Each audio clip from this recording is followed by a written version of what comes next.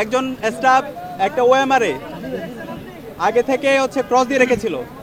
এখন আমাদের অবস্থান পরিষ্কার, যে স্টাফ এই কাজটা করেছে তাকে অ্যারেস্ট করতে হবে, তাকে রিমান্ডে দিতে হবে এবং এই ঘটনা সে কার নির্দেশে করেছে সেটা বের করতে হবে।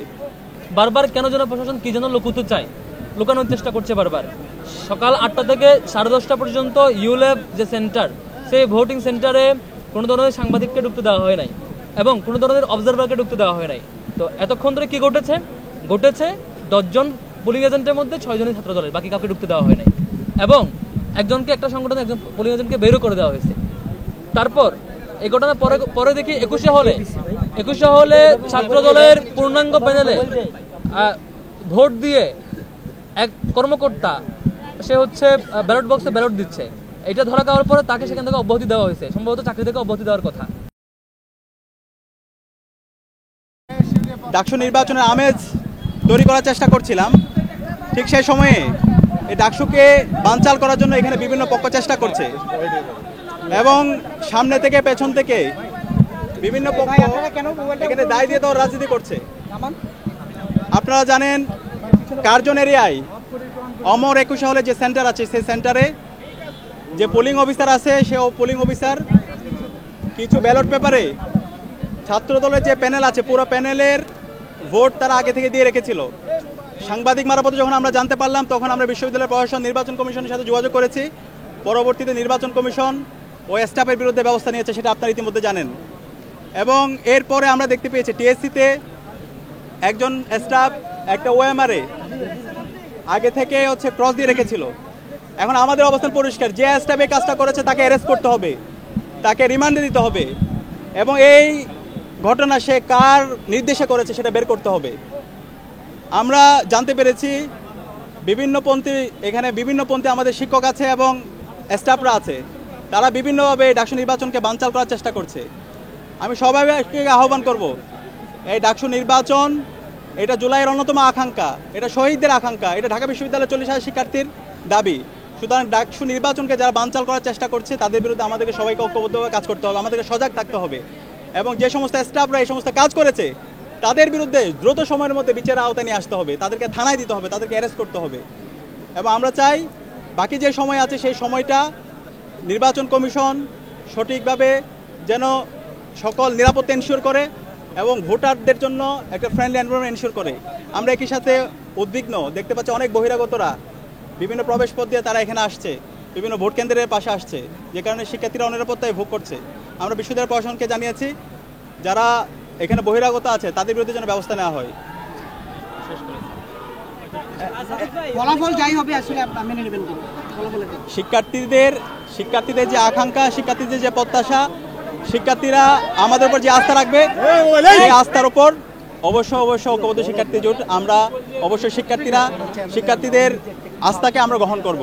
কিন্তু এখানে যদি নির্বাচন কেউ বানচাল করতে চায়, নির্বাচনকে যদি কেউ ইঞ্জিনিয়ার করতে চায়, জুলাইয়ে যেভাবে শিক্ষার্থীরা খুনি হাসিনা এবং ছাত্রলীগকে রুখে দিয়েছিল, ঠিক একইভাবে তারা প্রতিরোধ তাদের জারি রাখবে।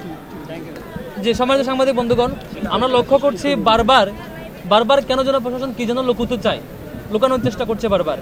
সকালবেলা দেখেছি সকাল 8টা থেকে 10:30 পর্যন্ত ইউল্যাব যে সেন্টার, সেই ভোটিং সেন্টারে কোনো ধরনের সাংবাদিককে ঢুকতে দেওয়া হয় নাই এবং কোনো ধরনের অবজারভারকে ঢুকতে দেওয়া হয় নাই। 10:30 নাগাদ যখন আমি সেখানে যাই তখন দেখি এতক্ষণ পর্যন্ত কেউ ঢুকতে পারে না, সবাই বাইরে দাঁড়িয়ে আছে সাংবাদিকরা। তো এতক্ষণ ধরে কি ঘটেছে? 10 জন পোলিং এজেন্টের মধ্যে 6 জনই ছাত্র দলের, বাকি কাউকে ঢুকতে দেওয়া হয় নাই এবং একটা সংগঠনের একজন পোলিং এজেন্টকে বেরও করে দেওয়া হয়েছে। তারপর এই ঘটনা পরে দেখি 21শে হলে ছাত্র দলের পূর্ণাঙ্গ প্যানেলে ভোট দিয়ে এক কর্মকর্তা সে ব্যালট বক্সে ব্যালট দিচ্ছে। এটা ধরা খাওয়ার পরে তাকে সেখান থেকে অব্যাহতি দেওয়া হয়েছে, সম্ভবত চাকরি থেকে অব্যাহতি দেওয়ার কথা। তো এটা তো একদম ফুটেজ সহ ধরা গেছে, যে কারণে অ্যাকশন নিতে বাধ্য হয়েছে। কিন্তু টিএসসির ঘটনায় এখান থেকে সম্ভবত আমি 2 ঘন্টা আগে এখানে প্রেস কনফারেন্স করছি, এই প্লেসেই বলেছে যিনি অপরাধী ফুটেজ বের করেন, যিনি অপরাধী তাকে বের করেন, তার বিরুদ্ধে অ্যাকশন নেন। হয় মেয়েটা অপরাধী, নয় স্টাফ অপরাধী, কর্মকর্তা অপরাধী, যে কোনো একজন অপরাধী। কারণ 21শে হলের যে ক্রাইম, 21শে হলের যে ছাত্রদল কর্তৃক তারপন্থী দল বিএনপি পন্থী স্টাফদের নিয়ে পুরো ভোট দেওয়ার যে চক্র, সে অপরাধ চক্রকে থামানোর জন্য, লুকানোর জন্য এখানে একটা নাটক মঞ্চস্থ করা হয়েছিল। এই নাটকের ক্রীড়ক হয় কর্মকর্তা অথবা শিক্ষার্থী। কেন? শিক্ষকরা বলছেন তাদের কাছে সিসিটিভি ফুটেজ আছে, যে তিনি ব্যালট পেপার নেওয়ার পরে সেখানে বুথে ঢুকেছেন, ঢোকার পরে প্রায় এক মিনিট খানেক সময় বুথের ভিতরে ছিল, তারপর সেখান থেকে বের হয়ে দেখাচ্ছেন যে এখানে ক্রস চেক দেওয়া যে দুইটা নামে। তারপরে শিক্ষকেরা সেই সন্দেহ দূরীকরণের জন্য সেটি দিয়ে তাকে এক্সচেঞ্জ করে দেয় এবং ওনারা নাকি ক্যামেরা অন করে সবগুলো ব্যালট পেপার আবার চেক করে, কোনো চিহ্ন পায় নাই। তাহলে এই ব্যালট পেপার দাগ দিল কে? হয় ওই শিক্ষার্থী ওই 1 মিনিট সময়ের মধ্যে দিয়েছে অথবা কোনো স্টাফ দিয়েছে। এই নাটক মঞ্চস্থের কিরণব যে হয় শিক্ষার্থী অথবা স্টাফ সিসিটিভি ফুটেজ অ্যানালাইসিস করে তাকে এখন বহিষ্কার করা হোক। আমি এটা 2 ঘন্টা আগে বলেছি। এখন আবার ঢুকেছি কেন্দ্রে, ঢুকে সেখানে প্রবিসি ম্যাম আছেন, এই কেন্দ্রের যিনি প্রধান তিনি আছেন, অন্যান্য শিক্ষকরা আছেন, এখনো গড়িমসি করছেন, এখনো ফুটেজ দেন নাই। আপনাদেরকে দেয় না, আপনারা খুঁজছেন, আপনারা দেখেছেন, আপনাদের ফুটেজ দেয় নাই। তাহলে কাকে লুকানোর জন্য এটা করা হচ্ছে? এর আগে চারুকলার ঘটনায় আপনারা দেখেছিলেন সিসিটিভি ফুটেজ পর্যন্ত দেয় নাই, তদন্ত কমিটি করেছে, বলে যে ফুটেজ নষ্ট, ফুটেজ পাওয়া যায় নাই, ডিলিট হয়ে গেছে, নানা কারণ দেখিয়েছে। এত বড় একটা ক্রাইম, তাদের পরিকল্পিত ষড়যন্ত্র, আবিদ ভাইদের এই প্ল্যানটা নস্যাৎ হওয়ার আশঙ্কায় সম্ভবত তাদেরকে প্রশাসন হেল্প করছে এবং সিসিটিভি ফুটেজ দিচ্ছে না। আমরা স্পষ্ট বলেছি টিএসসির এই ঘটনায় যিনি জড়িত হয় শিক্ষার্থী অথবা স্টাফ, তাকে এখনই বের করা হোক, ফুটেজ অ্যানালাইসিস করে তাকে বহিষ্কার করা হোক, তার বিরুদ্ধে পানিশমেন্ট না হোক। বিচ্ছিন্ন ঘটনা ছাড়া সব মিলিয়ে কি এখন কি আপনারা বলছেন যে ভোট সুষ্ঠু হচ্ছে? শিক্ষার্থীরা দারুণভাবে এনজয় করছে, ভোট কাস্টিং এর রেশিওটা ভালো, বেশ সারি সারি অনাবাসী শিক্ষার্থীরা আসছে, এই জিনিসটা দারুণ ছিল। কিন্তু ছাত্র দলের সাথে বা এই প্যানেলের সাথে শিক্ষকদের একটা ওতপ্রোত সম্পর্ক এবং ওখানে কর্মকর্তাদের ওতপ্রোত সম্পর্ক লক্ষ্য করছি, যেটি অনেকগুলো আচরণ লক্ষ্য করেছি এবং আবার অপরাধ লুকানোর যে চেষ্টা, অপচেষ্টাটা খুবই দুঃখজনক। আমরা বলেছি ভাই টিএসসি ঘটনা করেছে, অভিযোগ দিচ্ছেন, ফুটেজ বের করেন, ফুটেজ আপলোড দেন, কেমন ছিল সেটা আপলোড দিয়ে অপরাধীকে শাস্তি দেন। এখন 3-4 ঘন্টা হয়ে গেছে, সেটা ঘটনা 11টার দিকে, এখন 3টা বাজে, আপনি ফুটেজ দেন না কেন? এখনো অভিযোগ আসছে 1টার দিকে, 1টার পরে 2টা বাজে, 1:30টার আগে, 1:20 বা 15 আমি এখানে এসে আপনাদেরকে অভিযোগ দিয়ে গেছি যেটা ফুটেজ বের করা হোক। এখন বাজে 3টা, এখনো ফুটেজ কেন আসে নাই? একটা ক্যামেরা থেকে ফুটেজ বের করতে কতক্ষণ লাগে? একটু প্লেব্যাকে গিয়ে তো এখানে বের করা যায়, 1 মিনিট 2 মিনিট লাগে, এখন আসে নাই কেন? নিশ্চয় এটা কাউকে লুকানোর জন্য, কোনো অপরাধী চক্রকে লুকানোর জন্য, এই দুষ্ট চক্রকে হেল্প করার জন্য প্রশাসন এটি করছে। ফরহাদ, আপনারা অভিযোগ করছেন,